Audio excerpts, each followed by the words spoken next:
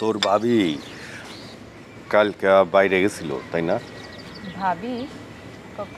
কখন ভাইয়া? কখন সেটা আমি জানবো কেমনে? তোরে আমি প্রশ্ন করলাম, তুই আমারে উল্টা প্রশ্ন করতাছস।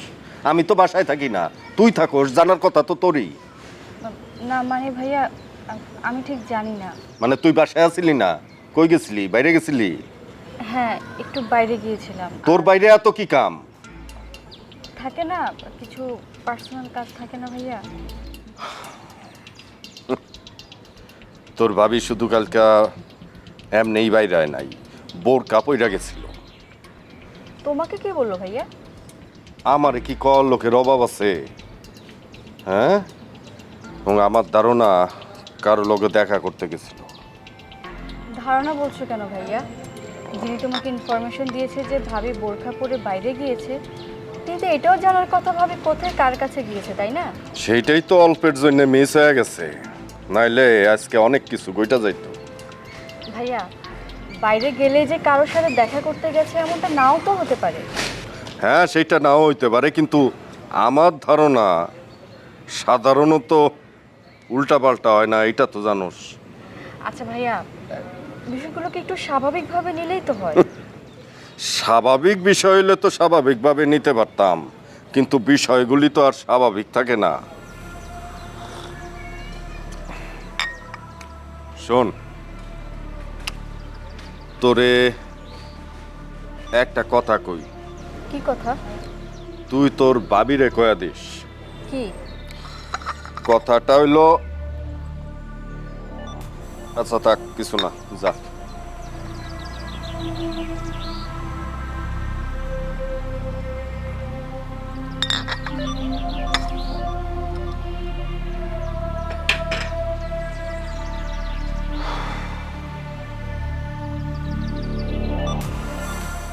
আরে দুইটা ব্রিজের কন্ট্রাক্ট, এইটা কি এমনি এমনি ছেড়ে দেওয়া যাইব?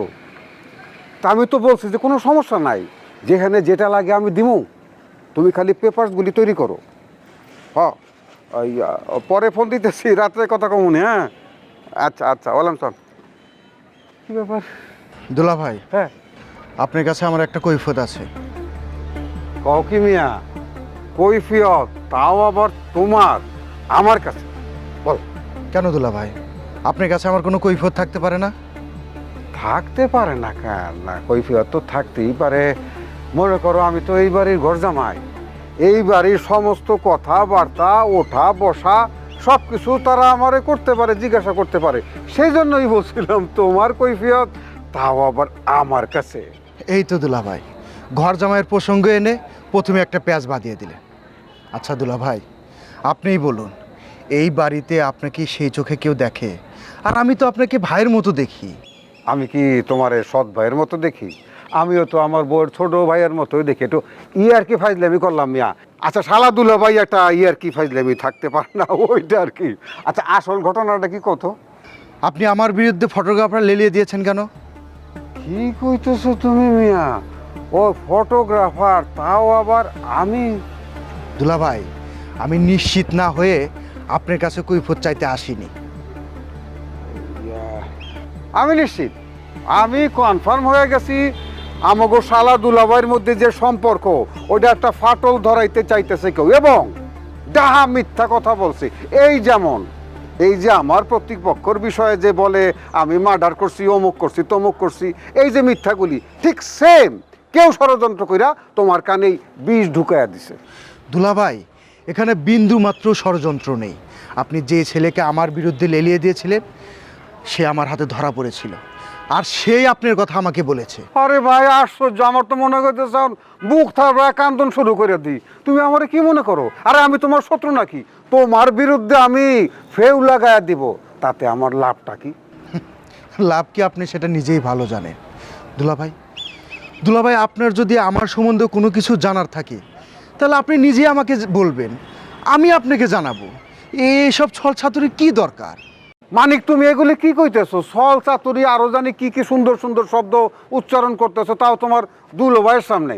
আমি কিন্তু এগুলি কিছুই জানি না। আমি একজন সাদাসিধা মানুষ, খাই ঘুমাই আবার কাজে যাই। এই যে ব্রিজের কন্ট্যাক্ট নিয়ে কিন্তু মাথাটা আমার এমনি গরম হয়ে রয়েছে। তোমার আপার সাথে জরুরি কথা আছে, ফোনে তারে পাইতেছি না, তারে একটু জলদি করে পাঠায় দাও, যাও। বুঝতে পেরেছি, আপনি কথাটাই এড়িয়ে যেতে চাইছেন, তাই তো?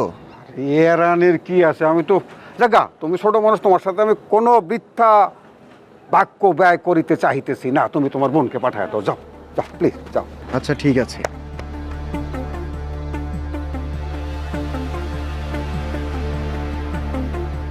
ঘটনা কি জানলো কই থেকে? আমি যে ফটোগ্রাফারে পাঠাইছি, এই বাইকটার বাচ্চায় কি ধরা খাইল নাকি? ঠিক আছে, আবারও খারাপ হয়ে যাইতেছে।